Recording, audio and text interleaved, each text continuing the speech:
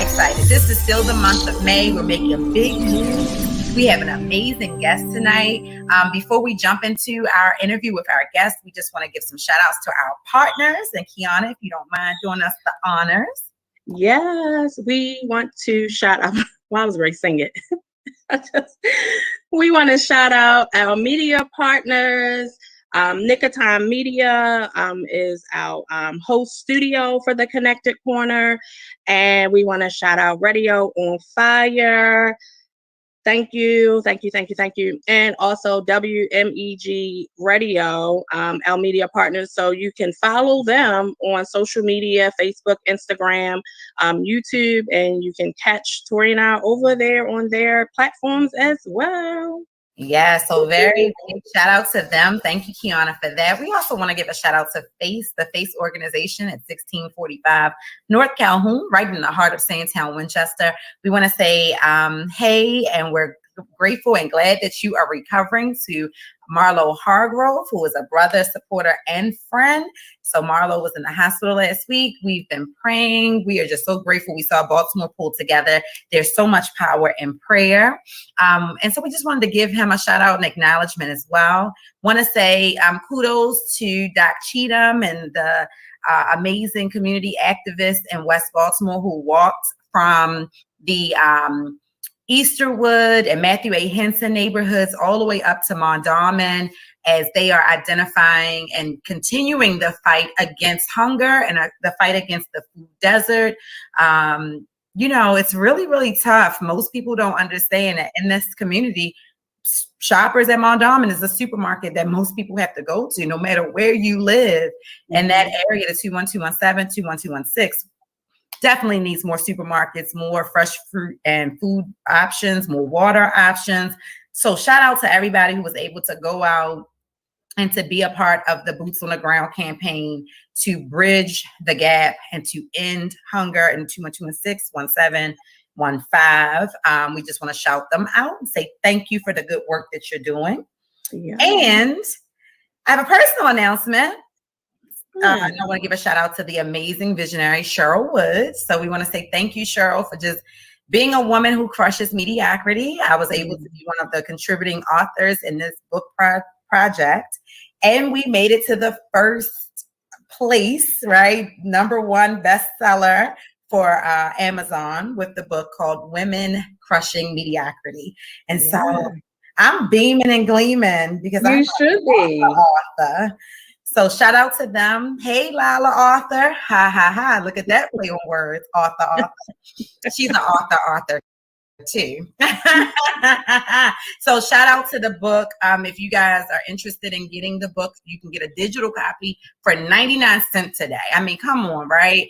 Download it right to your own device, read it, and then come back and let me know, hey, Tori, this really helped me, or you guys could have made it a little nicer. Let us know what you guys think. The book is called Women Crushing Mediocrity. Yes. Congratulations, Tori. I'm so proud of you and happy for that. And, it comes out and it's been launched in May. We said it's a Mammoth May, making big moves. So congratulations to you, because that is a big move to make. So congratulations to everybody who supported so far. We had a virtual speaking launch in March, and I mean, thousands of people came from everywhere to, just be a part of that movement. The other ladies are tonight launching, but I'm here on the Connected Corner, so I'm doing my due diligence. I'm still sending out emails. Tomorrow at 8 p.m. we'll be right back. I think I'm the first speaker tomorrow at 8 p.m. So I'll make sure you guys get that information. This is what we don't understand. The world has got us so into TikTok and Instagram and Facebook and these different things that we're losing the capacity to read. We're losing the capacity to self-develop. And I know we have an amazing guest tonight who's going to talk to us about the importance of developing self, right? And so we really, really, really just have to read something, right? Just read something, even if it's an audio book. Put it in your ear, learn something, grow and develop. So, hey guys, Aunt Bonnie is in the house. Hey. I saw cousin Crystal has joined us tonight. So listen, guys, we're going to be making big moves in financial literacy with the next guest. Kiana, you want to go ahead and introduce and tell us who she is? Yeah, so we are excited as people who are advocates for financial literacy. We are excited to have our guest, Ayannah Fix My Credit Smith, here tonight.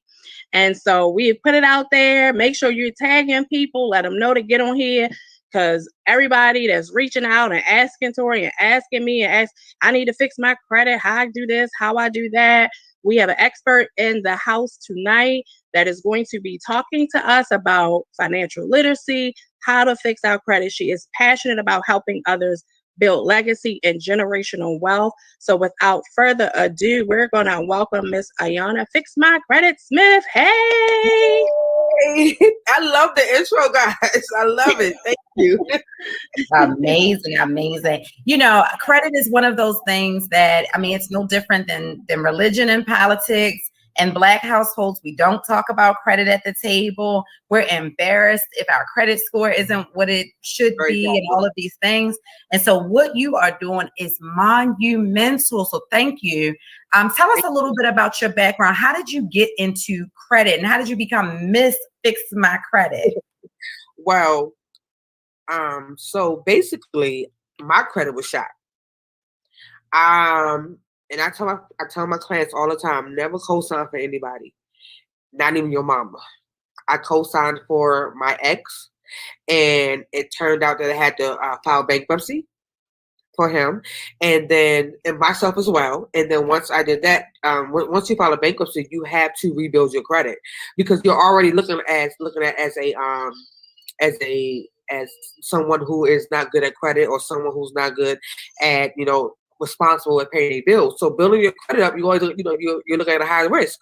So once I started learning how to build my credit, how to dispute things, I started doing my family members first. And then I started I should go into business and teach people, because we didn't grow up like that. All we knew was about maybe a checkbook or a checking account.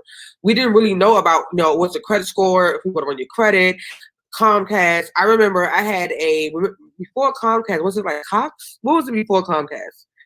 It was like I can't remember, but someone had got cable in my name. I didn't know. So it was like, it was a learning experience. And it was in my late 20s that I had to really rebuild my credit so I could thrive in my 30s and now going into my 40s. And so I just think that, in school, and, even my mom, excuse me. No worries. It's a live show. That's how they know it's really live. No worries. My mom in school. Right? And back in school, we didn't really learn about credit. We learned more, about economics and, maybe about the checkbook, but we didn't know the importance of, having credit, leveraging credit, using it to, build wealth and generation. So this is what, I try to spill out to my community and to my people. I love it. And I love that you identified that you guys had the ability to know about checkbooks and things like that. That's not even, and that's what we consider basic, but that's not standard household to household. I have a friend who lives in another state. I'll say she's in Illinois. I won't put her name up there, but she's big in credit, financial literacy, financial education. And she always tells people, this is the world that you don't have to have a master's or a doctorate to be successful in. She didn't finish high school. She went back and got her GED, but she is a master in this world of credit because it was like a puzzle to her. And so as she identified and learned the different pieces, she found passion in being able to piece it together for other people to be successful. She, much like you, started from a place of she had a 400 credit score. Right. And so tell us a little bit about that. When you say, your credit was jacked up, what does that really mean? Girl, I couldn't get a rush card. I couldn't get anything. I couldn't get anything in my name. I couldn't get an apartment. So that's why I had to file bankruptcy. And like I said, when you file a bankruptcy, you already looked at it as high risk. So building your credit is something. So I think I had maybe a 500 credit score, but it's not about your credit score. I always tell my clients, it's about what's actually reporting on your credit report, your credit, your payment history, the longevity of your accounts, the different type of accounts, your card payment, that's considered a installment. Your credit cards are considered revolving. Revolving means that every time it pays, it goes right back to your limit. So those are what really count. So I tell my clients, like, look at it like this: if someone has a $750 and a credit card for $500, and they had it for 6 months, and someone has maybe a $649, and they have a Discover, an Amex, and they have payment history, positive payments for the last 3 years, they're going to pick them. Your score gets you in the door, but what's actually in your report is what to get you in that car, that house, whatever you're trying to get. So I tell people, don't get score happy. Your score is like, okay, that's the key, but let's see what's going to get you in. Let's see where you get these keys and keep the keys. So I thought really, my credit was terrible. And like I said, I had to learn. It was trial and error. I went through stages where, I got my credit up, messed it up, got it back right again. And then it's all about discipline and wanting to be great in your financial life. Because you can fix, like you said, you can lead a horse to water, but you can't make them drink it. So you can help someone fix their credit. And cause I get a lot of repeat clients because I'm like, I feel like sometimes I'm failing them because am I teaching you how to fix your credit? Well, I'm teaching you how to maintain your credit. Because I can help you fix it, or are you going to maintain it once I'm done with you? So that's a lot of that's a lot. I try to instill just the knowledge of how to keep it up, so you don't have to come back to me and pay me again to fix it again. See, a lot of things we don't have discipline. I tell people this credit is not yours. It's not your money. Pay it back and use it for emergencies. If you don't have the money, don't use it. Those are my big 3 things about credit. If you don't have that money, leave it alone, emergencies, and then use it wisely. It's not your money. Yeah, that's really good. I like the piece that you said about the score. It gets you in the door. It makes them, look at you and say, okay, well, we have something we can work with. But I think that is key for a lot of people because, even when it comes to those same people dating, you've even heard people say, I got a 700, I got a 750. That's like a pickup line now, right? And so you got a 750, but you house broke because right, you don't have nothing left. Right, you house broke, but you got a 750. And so to know that, yes, it's the score, but then also we need to look at this history where you got a 750 because you really don't have a lot. Okay, you paid this little $500 bill on time, but then you may look at somebody who paid off a few things, who have a longer history of credit. So I think that's a really good key. I know it was for me, and I hope for those listening that really helps somebody in that moment to say, okay, it's my score plus that history of what is actually being reported and how it's being reported. That's a combination, right? It's like applying for college. It's the kid that got, the 1200 on the SAT, but they also, ran student government and doing this, except for the person that got all A's, but you ain't do nothing else. Right. Exactly. So that's kind of, that's good. I like that. Yeah, and that's an awesome analogy. So we mentor a lot of 18 to 24-year-olds. Mm-hmm. We often have conversations with them that we should really have with every adult. So hopefully tonight, every adult who's listening or watching back on the replay and has subscribed to our YouTube at the Connector Corner, right? I had to put the plug in there. Hopefully everyone is saying, okay, what does it really mean to have a good credit score and credit report? So take us to the elementary level. What is credit? What is credit? What does that even mean? Credit is given. It's something that's given before you give money. That's all it is. Credit is given to you in the hopes that you pay it back. So your credit score can start at 300 to an 850. So most of us, we're born, we have a social security number, we don't have any credit. It's a 0. Then you start, we get to school, we get to college. Now that we're getting more financial literacy about credit and their parents filling out, like I know that when my kids get older, I can add them onto my credit card as authorized users, and I can start building their credit up as the young age of 13. So I know Discover is 13, Amex is 17. So, and as you start building it up, as a college, back when I went to college, I don't know if you remember how Morgan used to have all the vendors back in the day inside the student room. It had Sprint, Visa, and all that. You fill the application, all this money, you don't know what to do with it. Capital One used to be the pirates for real. Mm-hmm. And you can cell phones, all this money. And so I just feel like, I think even in like junior high school, it should be some type of financial literacy where we start learning about, okay, this is credit, this is a bank account, this is saving, this is a money market, this is an interest money market account. So basically at that age, I think you should start learning how to build. And so once you get to college, when you're applying for those student loans, you don't have to take those student loans out. But I tell my friends, if you're going to file student loans, take what you need and give it back. And give the rest back. No, don't go shopping on that refund check. Right. Don't do that, because at the end of the day, you're going to regret it when you're in your 30s and you have this, they disperse you $10,000, now you owe $20,000. Yeah. And you say, well, I bought some shoes with it. That was it worth the shoes? And that's why we need to be. It needs to start in the home first. Mm-hmm.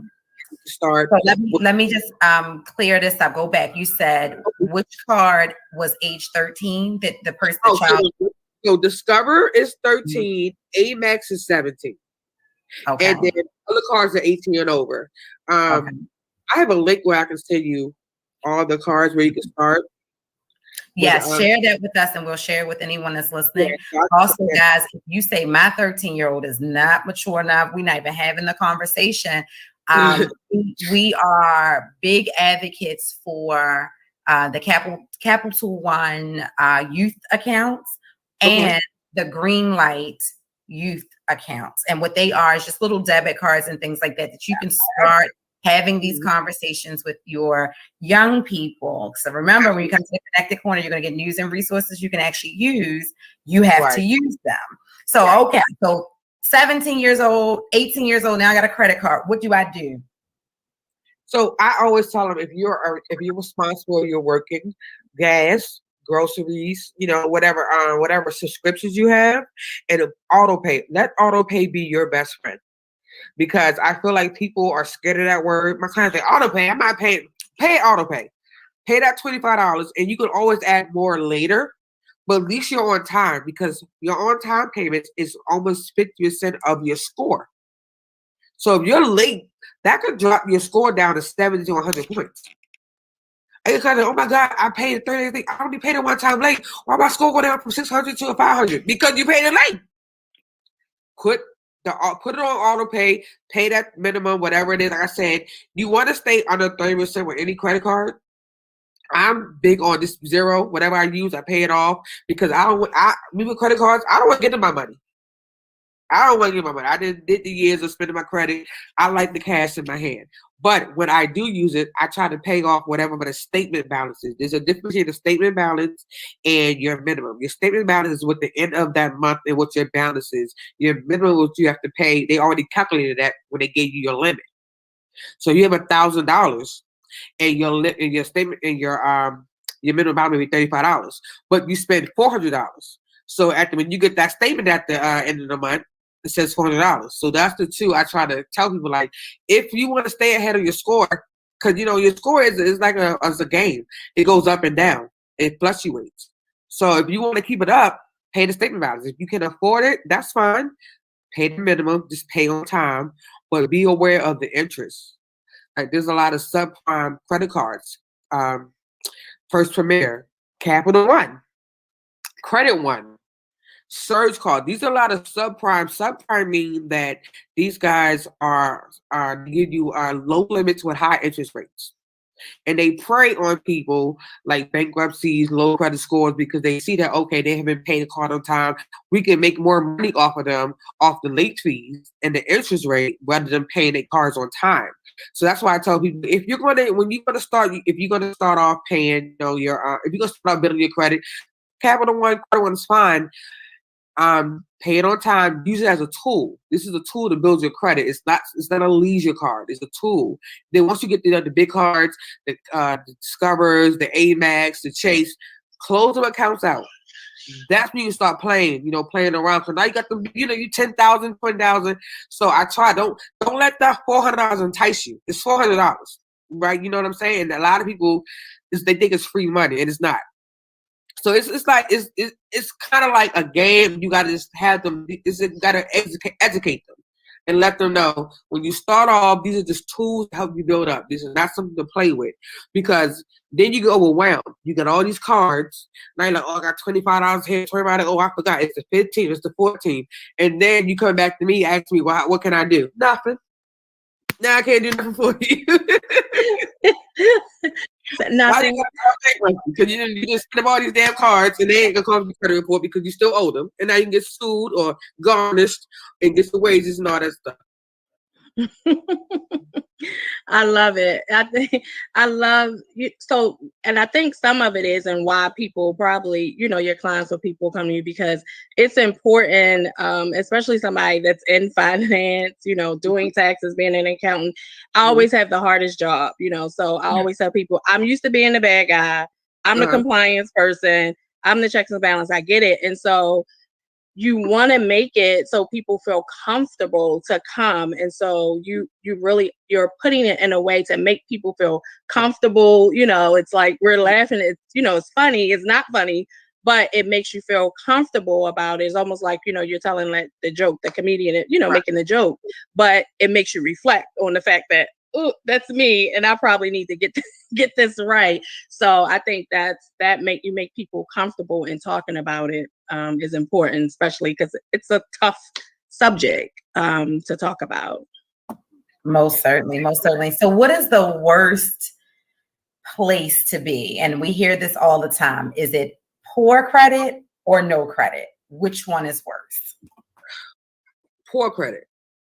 Because no credit means that you can start from somewhere. Poor credit means that you may have, a lot of collections, charge-offs, you may have repos, and that's where we have to figure out, okay, do we want to file a bankruptcy, or do we want to, figure out if we can pay some stuff off, get some stuff deleted? So credit repair is not just, oh, we're going to delete stuff off and then you're going to get this 700. People think, oh, I'm going to delete stuff off, I have a 700 credit score. No, ma'am, you're not.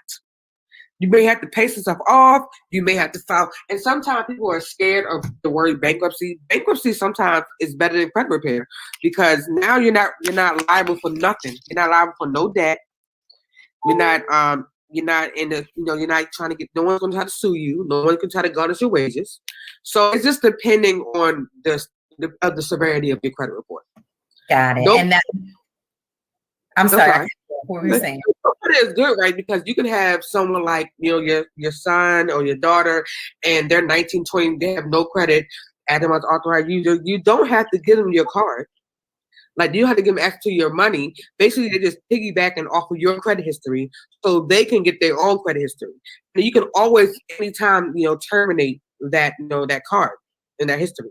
So I would rather you have no credit, because we can start a foundation rather than bad credit. It means I gotta beat somebody up, gotta call some people, I gotta get busy. So that's why. And it's funny because there's an algorithm to calculate in the scores. Those of us that have purchased homes, we know that algorithm is different than buying a car. It's different if you're trying to get a revolving account versus an installment account. And I love the question that was posed. I thought paying the bill right off wasn't building your credit. I'm gonna give you an opportunity to speak to it, but we thought that as well growing up. What I have witnessed now is sometimes the algorithm changes, and unfortunately, the American people are not brought along with the process when, the creditors change, when they go to Congress and it's, hey, how do we report this?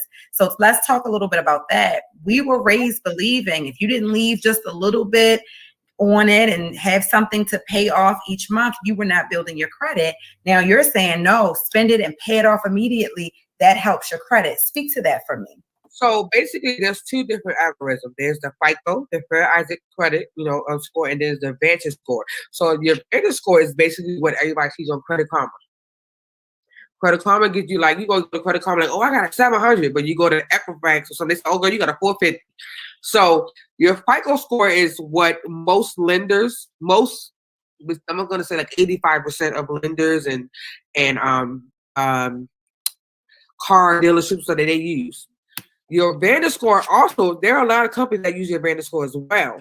But when it comes to paying stuff off, it's your payment history. So even if it says 0 and you paying it off, is green. So you know you got a credit card with green, the little green dots. That means you're in good standings. I don't care if you got $1 left on it. And you pay it on time. That's the, you know how your dad used to say, I don't care if you take the car, just get an oil change. The man tell you, don't clean the car, just get an oil change. Pay it on time. That is, if you have a $10,000 limit and you at 999, pay it on time. That at least gives you the chance to get other people to give you money while you paying that loan down. So yes, we did come up with that myth. Oh, leave $1, leave $2. No. Why leave $2 for something for interest to occur on that? That doesn't make any sense. Now you got $1 plus what $10 extra or whatever your interest rate is. So just pay it off. There's no point to leave nothing. There's no reason for you to leave anything like that. It's a lot of credit myths that I've heard over my time. I've been in this game since 2012. I didn't heard so much about what to do. Me personally, I don't want to leave at the age that I am. I don't want to leave any balances. If I can afford it, and I was to my client, if you can afford it, pay it up. If you can't, pay it. That is your number one thing. Pay it on time, and then do the snowball effect. Start with your smallest account. So you got a whole bunch of accounts, and you overwhelmed with. Pay that $300 off, pay the $500 off, and it's like, just slow it down. You might have to like eat those noodles for a month. You're just gonna have to get it together if you're really trying to be serious about your finances.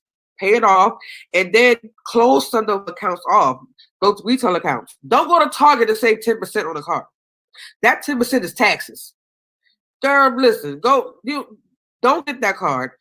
Don't go to Walmart and save 10%. Don't go. Somebody had a Forever 21 card. What the hell is a Forever 21 you need a credit card for? Yeah, you don't need. Don't look, because like I said, it's not your money. So you have to pay the people back. So a lot of retail cards, I feel like you don't need them. You really need 2 credit cards, maybe a line of credit, and a house if you get a house. And the ideal credit report is maybe 2 or 3 credit cards, a line of credit, a house, and a car loan. And there's some stuff that's paid off, for your years of being, in the credit game. Be paying your credit up. But people get credit happy, and I tell my friends, don't get credit happy. You got a good score, you get it approved, and now you got all these credit cards and you got all these high balances. Now you're overwhelmed and you don't want to pay it back. So that's what I say. Pay it off and don't worry about it no more. And then you can always use it again, as long as you have the money to pay it back. That's the key. You have to, because it's not your money. Right. Right. It's money on lend to you. But I like that's a good for those. Make sure we're giving you news and resources. Make sure y'all writing these notes down in reference to credit. And so I've had the discussion as well with there's a difference to like rebuilding your credit, or like you said, starting new credit. And so what's something typically will give you kind of like that good balance, like you said, 2 to 3. You don't need 8 credit cards, right? If you're trying to establish, you may have 2 or 3 credit card, a major one, some you use for travel, your house, a car, and that's good. Like you said, just because you can get approved, that don't mean you just keep applying, for things. So I think that's important for people. It's that balance that you need to have, when it comes to that, to your credit. And one of the other things, so one of the myths you dispel is don't pay it off. No, pay it off. Pay it on time. If you can't pay, if you can pay a little more than a minimum, then pay a little more than a minimum. If you can't, pay it off. But I think that's important for people to understand as well. So thank you for that. Guys, make sure, again, it's news and resources you could use, but you got to use them. And we're going to drop Ayannah's website. I'm losing my train of thought. Website in the chat, so you can go back. You can visit a website. If you have even after the show additional questions, you can go back through, watch it again if you feel like you missed something. But make sure you subscribe to the YouTube channel and follow us on social media so you can continue to get this great information.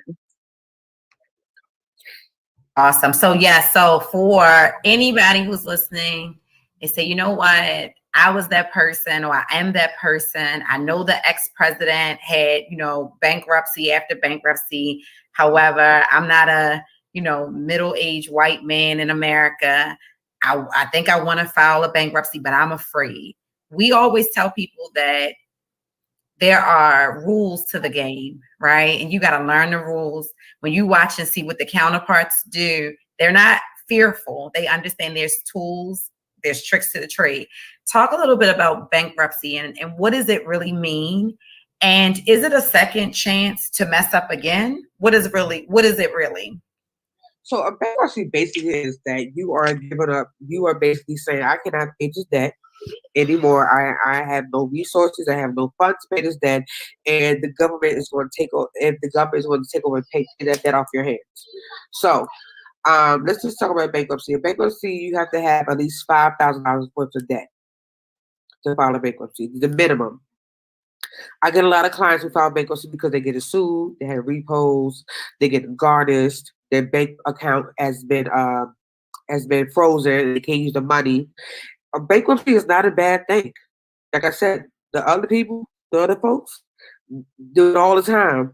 They might do it in business, they might do it in personal. So basically, it's just protecting your assets. You don't want nobody coming after your money. You don't want nobody going to your coins. You want to go into your garnish. Like, you got to pay rent. You don't want them taking, because at the bankruptcy and the garnish, they take up to 25% of your gross. So that's before net. That's before taxes. You can take 25% of your gross income, bi-weekly or weekly. So that just help you, protect you from collectors or anyone. You may have got a repo maybe 10 years ago, and they sold it to a collection company, and now they come into your job like, oh, you had this car 10 years ago, but we sold to us, so now we're collecting to collect. So a bankruptcy is not a bad thing. You can file a bankruptcy and you're not responsible for any of that debt. Only thing a bankruptcy doesn't discharge is school loans. Well, some school loans, private loans they do. NBA, DMV. If you have like a manslaughter or restitution for maybe like vehicular manslaughter, things like that. Child support. And taxes, depending on how old the taxes are. If it's 10 years or older, most likely it will discharge. It just depends, like I said, depending on your tax, is it federal or state. But a bankruptcy isn't a bad thing. I filed bankruptcy a long time ago. Like I said, I was garnished because I signed for somebody. I signed for my first child father's bail, and he didn't commit to it, so they came after me.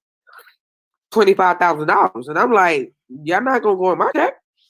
So and that's how I learned about bankruptcy. It was like I said, everything was like a learning experience for me. Everything I didn't go into this. It happened to me, and I learned how to rebuild and how to file it and how to. So, and I tell my clients sometimes, I said, bankruptcy may be better than credit repair because you can have. You say you have 10 credit cards, they're all charged off. I'm making it maybe, I can get some stuff off of you, but you're still liable for that stuff. Credit repair is cosmetic. You are still liable for these items, especially your credit cards and the charge off, your foreclosures. You're still liable for that stuff. So bankruptcy will help you relinquish that debt and you won't be responsible for it. And you can just start over. You can rebuild and then you can learn from your mistakes where you said, okay, I paid this credit card late this time. If I pay on time this time, I can have access to better cards. I can have access to, better loans, better interest rates, better banks. Also with bankruptcies, the best banks there are to do it is Capital One and Credit One because, like I said, they deal with people. It's like a catch-22. They deal with people they look at them as, high risk and bad money management. But if you're smart, you would use them as they're using you. Get what you get out of it, and then build yourself up to the big cards. So it's like I said, like you said, it's a game. It's a game you have to play. It's a game you have to learn. It's a financial game that you have to learn. But again, a bankruptcy, you can file a bankruptcy every 8 years. A Chapter 7, a Chapter 13 is when you actually you're paying back your creditors. So basically, they will bunch up all of your debt. And you have to pay 85% of it within 3 to 5 years. And once that 3 to 5 years is up, the money goes to the trustee of the courts. Even then, you can still have like a 700 credit score then because you're paying people back. So don't be scared of bankruptcy. Don't be scared of a bankruptcy because it can actually help you better than credit repair. Yeah, I think that some people do look at it because I think years ago, people felt like it's something that stayed with you forever. But the bankruptcy does drop off your credit report or come off just like anything else. And then once you start to rebuild, it's almost like it never happened, right? So I think some people, because years ago, maybe they filed it and then you didn't do anything. And then you waited 10 years and then you tried to go get something and now you can't because you never took the step to rebuild after the bankruptcy. And so I think one of the big points that people have to take away is bankruptcy is not a bad thing, especially if it's your last resort, if it's something that you need to do. If you are not able to pay off that debt for whatever reasons you got into it. A lot of people have to sometimes file after marriages, after divorces, things of that nature. And so there are circumstances in life where, that end up having to be the decision you make, but it's not a death sentence to your financial future to file it. And so the key to bankruptcy is making sure you rebuild after you file it. And so that's interesting. You said, like, I like the comparison that credit repair is cosmetic, because, we've heard, and we know there's people out there, oh, we clean your credit up, or we'll take this off and this will come off. And, they pay people, this money. And then 2 years later, it pops back up on their credit. And so I think that helped me understand that by saying that credit repair is cosmetic, like we're repairing it, but you're still responsible for it. But the bankruptcy wipes it out and you actually get a fresh start with bankruptcy. You're not necessarily getting a fresh start with credit repair. Okay. Most certainly. So we, CNBC in 2019, right before the pandemic hit, had done this big piece about race inequity, discrimination for years over the racial spectrum, especially in contrast, African Americans to non-African American groups, not only just white versus black, but everyone else, and then African Americans. And I thought about the fact that the pandemic hit, and now you see almost level playing fields when it comes down to who's losing homes, who's buying homes, access to credit, and things like that. If I wish I could find the article, but they talked about the trauma that Black people experience. And even when we're applying for credit cards, that kind of stressful feeling that we have a trauma-like response to credit. Do you see in your clients people who are fearful and it's like, this just not for us? Do you think it has something to do with the years and years of discrimination and just us not understanding as a people? What has been your firsthand experience? Well, yes, absolutely. I get clients like, from don't judge me for my credit, I didn't know, or I don't even look at my credit, I'm just so scared to look at it. And I'm like, the first thing of credit is just acknowledging it. It's to anything in life. It's acknowledging that, okay, this is what's going on. How can I find a solution? How can I work it? And I do a lot of my clients that I don't even know. And I always tell, like, when I say you should see your credit report at least every 30 days, you should know what's going on. I have clients that say, oh, I haven't seen my credit report in a year. I'm just so nervous to look at it. It just, it scares me. Finances scares us because at the end of the day, as Black people, we identify as material things that makes us as whole. We think that, okay, our money makes us, our clothes, our bags. So when we don't have that status, credit has been booming for the last 10 years or last 20 years. But I guess in our community, the last 20, 15 years, it was all about, oh, I got this credit score, I got this credit score, I can do this, I can do that. So when we don't have that status, it makes us, as we already as a race have low self-esteem and low self-love. So now we have this extra financial burden on us, and we're scared to look at this. And even though we have the money, I know people are like, don't be. I always say, don't be scared broke. Well, you have the money in your account, but you're scared to pay bills because you don't want to be broke. You want to keep looking at it. Us people, that's why I say Black people are almost one of the biggest people in real estate because we like to see our assets. We don't know about stocks. We don't know about, CDs and stuff like that. We want to see what we're buying, right? So when I tell people, don't be scared, embrace it. Okay, I got this 350. What can I do? What's the T? Help me out. What can I do? Because that's just the first step of understanding, okay, I got a 350. I got these charges off. What's the next step? once you get over that fear of like, oh, it's not really that serious, and it's okay, you can still, you can still maintain. Then that's when I start getting. They were the girl, because oh my God, I got this 350. I don't know what I'm gonna do. I was like, it's not that serious. You gonna die. Nobody gonna come get you. You're not going to jail. But it's just that stigma that we have for people that saying that. Because I had one guy ask me, "What's your credit score? What's your credit score, sir?" Don't come ask me what's my credit score because I'm gonna hurt your feelings. Like, oh, I want a woman with this and I want this and that. Don't put that as a status on top of you, because that doesn't make you or break you. Okay, your determination and your discipline on paying that money, that's what shows the character of how you keep your score. And that's how anything. I tell people, look at your credit report as a report card. You get A's and B's because you're doing the work. You get D's because actually you're not doing the work. So just look at it as, I try to like dumb it down so they can try to understand it. But as Black people, we have so much trauma with so much other things, like the police killings and us killing each other, and social media making it seem like you gotta be rich, you gotta show this, you gotta have a bag, you gotta have a fat ass, you gotta have. Can I cuss? My bad. You gotta do all that. So it's a lot of stuff, and then we got our kids, then we got our jobs, then we got our men, then we got our parents.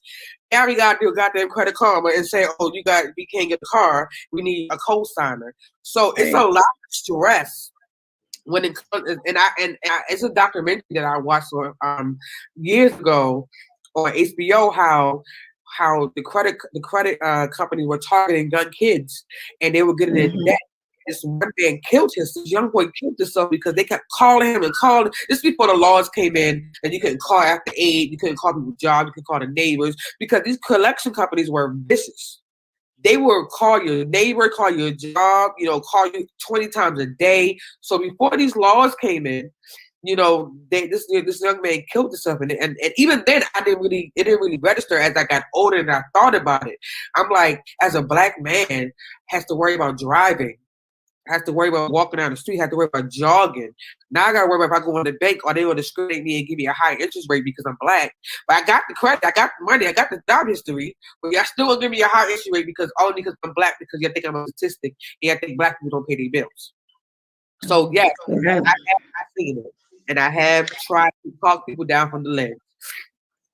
Well, we appreciate that, and we definitely just listening to, what you're saying and talking about credit, I think people don't look at all of that in totality of, why we don't want to address certain things, and the trauma and the hurt and the pain, because sometimes it's like the finances is one more thing that's keeping me back.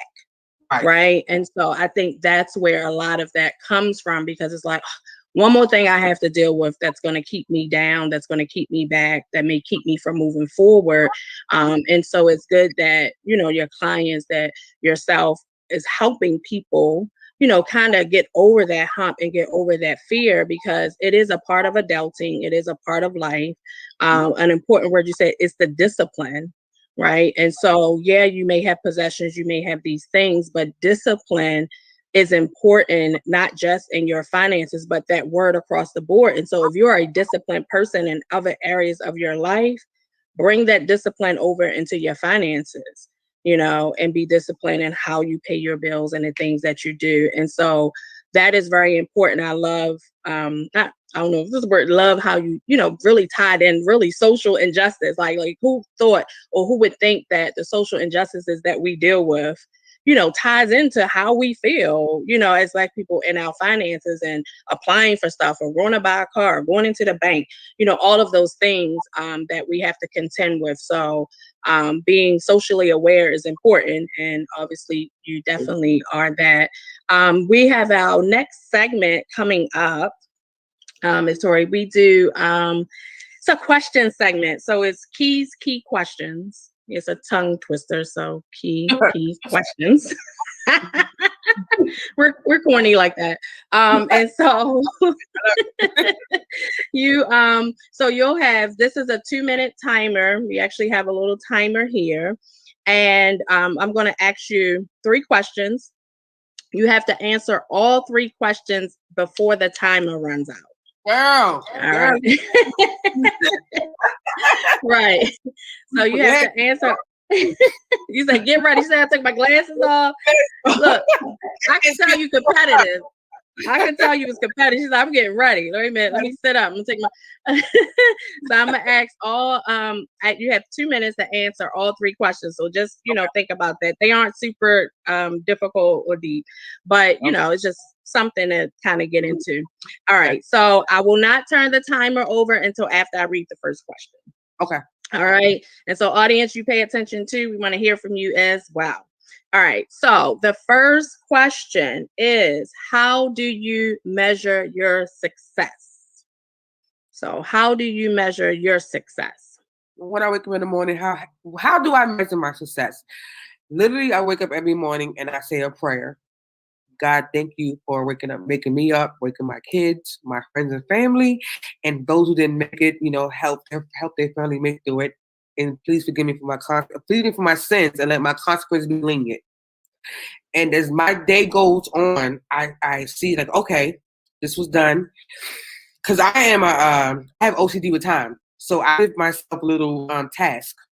So that's how I measure myself with this. Okay, I got this done, I got that done, I got this done. Also, I don't beat myself up if I don't make it. Because I'm asking God, let me wake up again tomorrow so I can continue to be great. Give me another day, God, to be great. Give me another day, God, to make my children smile. Give me another day, God, to talk to my sister and my brother and my significant other. So my success is really because my love language is giving. So me giving to people and giving and making sure that people are okay. That's how I measure my success. Awesome. I love it. Yes. Servant leader. Number 2, what is one thing about the work you do that puts a smile on your face? When I get a text message saying, girl, my push with 30 points, I'm so happy. Like, girl, you did it. Like, when I get text like that, because, this game can be this business can be very, very disheartening because a lot of people think this is a scam. A lot of people think that they're being scammed because, like I said, credit is very taboo. So when I get those, I might get like a disgruntled, client, but the next client like, oh my God, I'm a 620. I ain't never seen 620 before. That actually brings me joy. Like I screenshot it and I post it. Like guys, like that brings me because I love helping people. Like it's like I said, my love language is giving and helping. So that really kind of fuels my day. It fuels my soul so I can continue because this is a hard business to be in. Yeah, I believe it. And the last question is, you got like 10 seconds, but we're going to ask it anyway. What is one question you ask yourself before you move ahead with an idea or an offer? So one question that you ask yourself before you move ahead with an idea. Is it a part of my purpose? It doesn't make sense. That's it. Look, we can end there. Boom. Right. Yeah. So stay there for a second. Say it again, sis. Part of my purpose, it doesn't make sense. Meaning money. It doesn't make sense. If it doesn't make dollars, it doesn't make sense. But I feel like God put us all here for a purpose. And I should ask myself, like, what is my purpose? What is the purpose? Like, what am I here to do? And, and I feel like, like I said, we get so tied up. And so that's why I'm taking a cleanse from social media. So we get so tied up in other people's lives that we don't even know what's going on in our lives sometimes. Like, good as so-and-so, she posted arguing with her man on Instagram. No, I didn't. Heck, you know why? I was in my bed, reading my Bible, tired for my kids. That's what. What's their purpose? It doesn't make sense. Yes, minding my Black-owned business. I love it. So somebody said same answer as Ayannah. yes, Crystal, thank you. Same here. And I think we all get to that place where we mature up. I mean, a lot of what you said was knocking on my door. I went, I don't even know how long. It was like a year, I think, without opening my mail because I was depressed because someone had stolen my identity. They bought a boat under my credit, all this stuff. About credit. Baby, I had it at that time. I mean, I thank God that it's restored to that place. But what people don't see is how hard you work to get to where you are. Hey, baby. And how hard you work to get to where you are. And then here comes some pirate and here comes some person and something happens. At the time I worked for the federal government. We were breached in the federal government. They said they blame everything on China. Who knows? It was probably some girl named China from over east. I don't know, And so that happened. That was a hit. They tried to give us LifeLock and all of those different credit protecting services. And for anyone who's listening, if you really think someone's tapping into your credit, lock your things down, get a lifeline, put a credit protection there, because I did not protect myself as much as I should have. And so I had my god babies in the cart, and it was snowing. I had my child, and these gentlemen walked up to me at the supermarket and said, "Ma'am, can we help you with your bags?" And I'm like, "Oh," but y'all know we from Baltimore. And so I didn't realize that they was helping themselves to my wallet in the process. And so not only did they help me get the bags in the car, they helped themselves to my wallet because it was snowing. When I got home that night, I parked my car, didn't think twice about anything until 3 or 4 days later, shoveling myself out. And I'm like, where's my wallet? And by that time, it had been sold to 4 different states. Hey, baby, 4 different states and all of these different things. And so what happens a lot of times is we're going to let Ayannah go ahead and take it. She has twins. So this is where work-life balance comes in, guys. We got to understand and respect where each other are. And so for my personal testimony, going through all of those challenges and not even really being able to then buy a stick of gum under my own name, but I'm watching this person with a boat and I'm watching this person with a car. And even though at the time I had nice cars and things, but I felt stuck. What happens if I need to get out of my lease? What happens if I'm trying to purchase another house in this process? And it took me years to get back to where I am today, where I'm like, oh, I'm good. Where we going? We flying where? We back? But it took me years. And so that depression is real.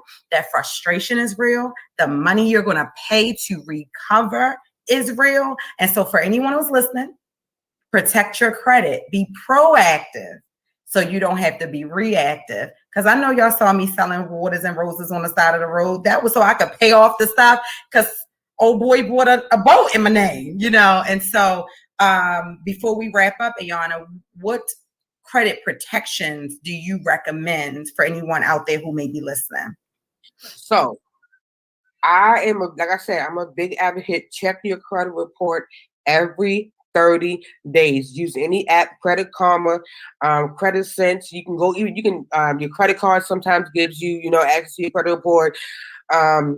If you are a victim of identity theft, you can call each one. There's an 800 number. You can lock your credit report where you have to put your number on that file. And if anybody tries to use your credit card, your social security number, they have to call you first and say, hey, I'm at the Gap. Someone is applying for a credit card. Is it you?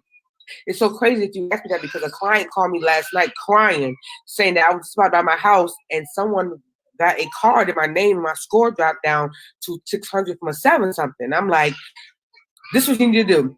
If you ever been, like I said, if you ever been a victim of identity theft, get a police report, get that case number, file the paperwork, and send it to the credit bureaus because they are big on that. They will give you all the tools to try to block anyone from using credit because they are liable.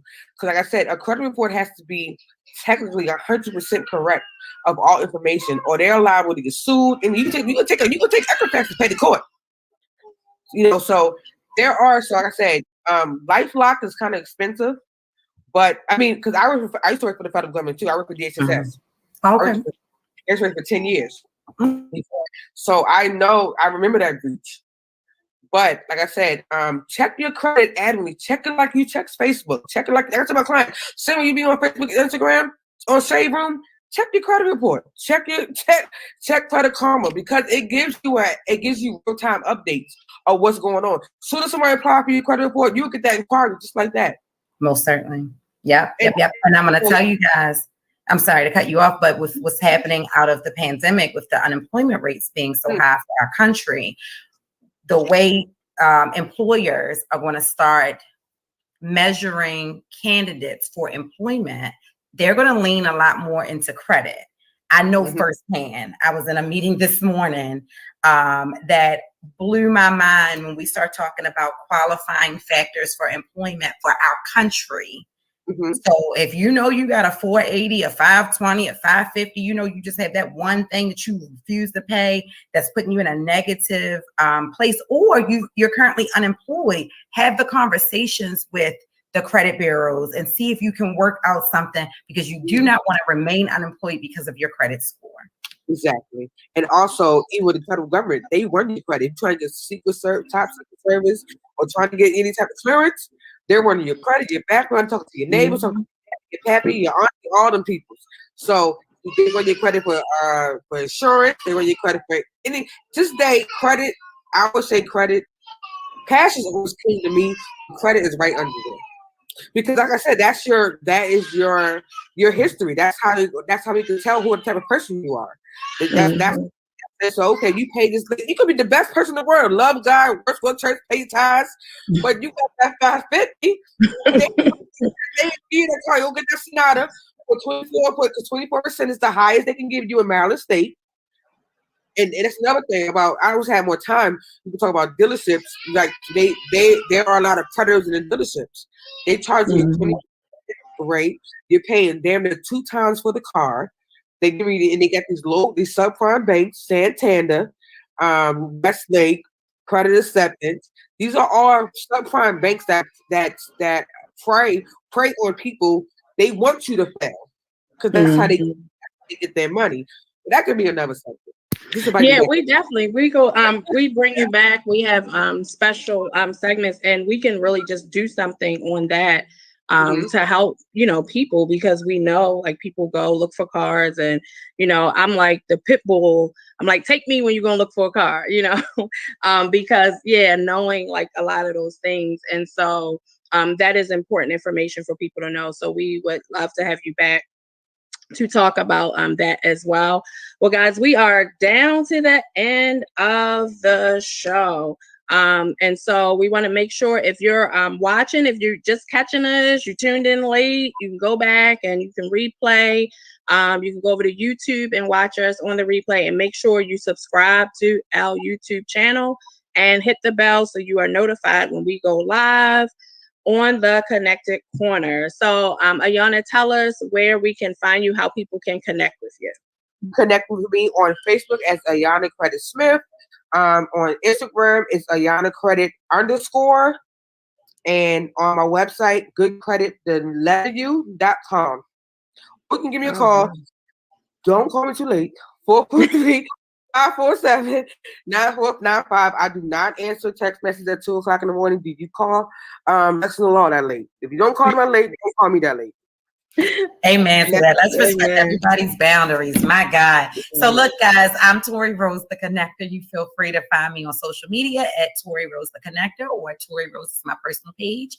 And just be kind to yourself. Like, give yourself grace and space.